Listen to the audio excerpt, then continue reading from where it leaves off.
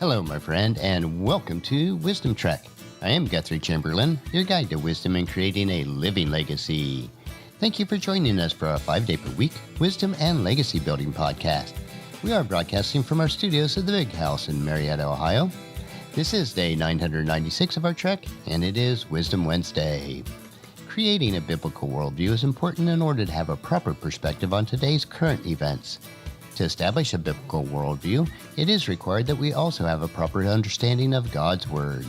Especially in our Western cultures, we do not fully understand the Scriptures from the mindset and the culture of the authors.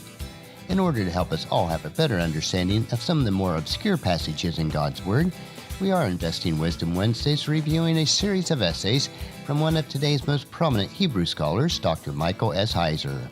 He has compiled these essays into a book titled, I Dare You Not to Bore Me with the Bible. Most of us are aware that the original and most copies of the Scriptures did not have chapter or verse references because those were added much later.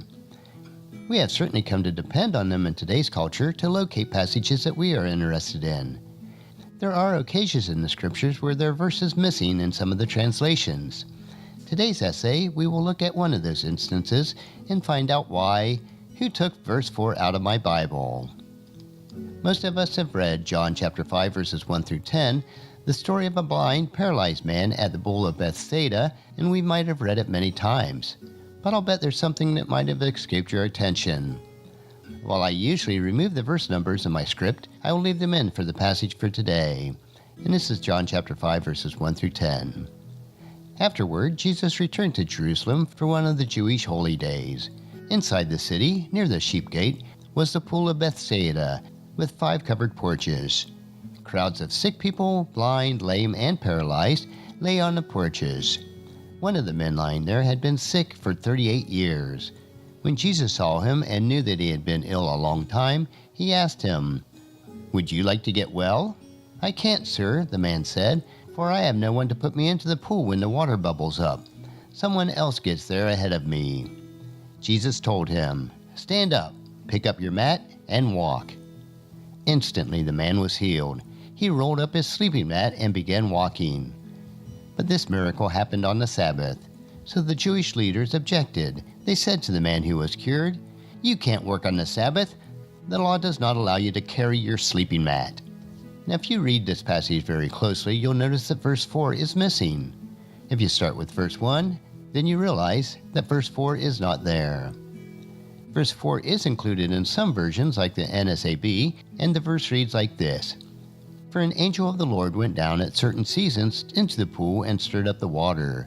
Whoever then first, after the stirring of the water, stepped in was made well from whatever diseases which they had been afflicted." The verse is not just missing in the New Living Translation from which I read. The situation is the same in the NIV, the ESV, the NSRV, the CEV, and the NET Bible. Now, if you use the NSAB or the NCV, you will see the verse there, but it's been placed inside brackets, whereas the King James Version or the New King James Version contains verse 4 without any notation or demarcation. So what's going on here? Who took John chapter 5 verse 4 out of certain versions of the Bible, and why? If you're using a study Bible that doesn't have verse 4 like I read from, you will likely see a note at the end of verse 3, or the beginning of verse 5 explaining why it isn't there. This is a textbook case of a disagreement between manuscripts of the Greek New Testament. The reason that the last part of John chapter 3 and all of verse 4 is missing in many versions is that it is not found in the earliest and most accurate manuscripts of the Gospel of John.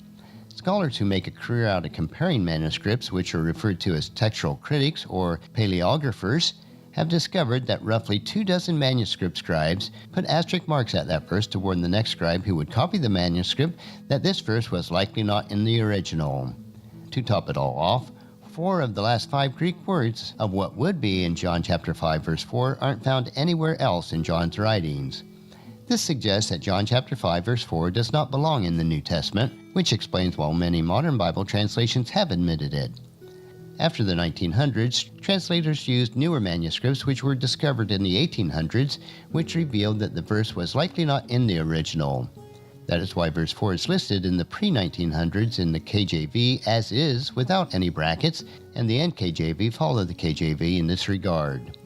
Most recent Bible translations either omit it completely or retain the verse within brackets. This gives us a clearer picture of what the original product of inspiration looked like. Why would verse 4 not be included in the original New Testament? It is not because there's an angel in the story. The Bible has no problem with angels. They're all over the place, doing all sorts of things. But like today, there are many that deal in folklore or superstition about angels. The idea that the angel stirred the waters at a given time during the year was one such superstition. John chapter 5 verse 7 mentions the stirring or the bubbling up the water, but does not mention the angel.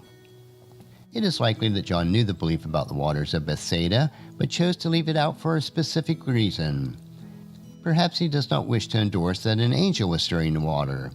But excluding the popular belief about the angel, John focuses the reader on the healer who was indeed present, which was Jesus Christ.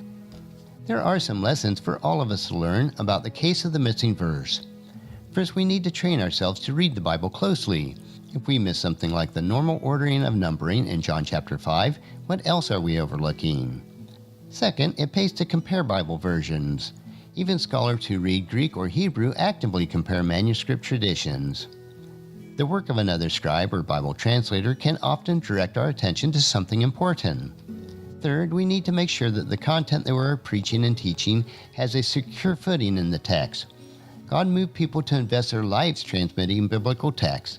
The least that we can do is to pay close attention. And that will conclude our essay for this week. Next Wisdom Wednesday, we will continue in the New Testament as we look at Dr. Heiser's next essay titled, What Walking on the Water Really Means. I believe that you'll find this another interesting topic to consider as we build our biblical worldview.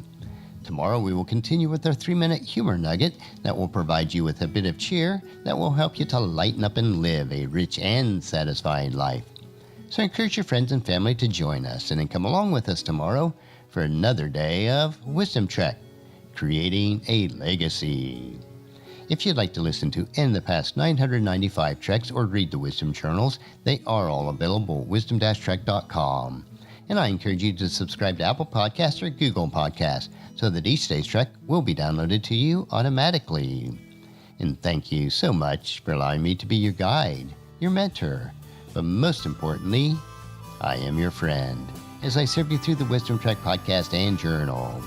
And as we take this trek of life together, let us always live abundantly, love unconditionally, listen intentionally, learn continuously, lend to others generously, lead with integrity, and then leave a living legacy each day. I am Guthrie Chamberlain, reminding you to keep moving forward. Enjoy your journey, and then create a great day every day. See you tomorrow.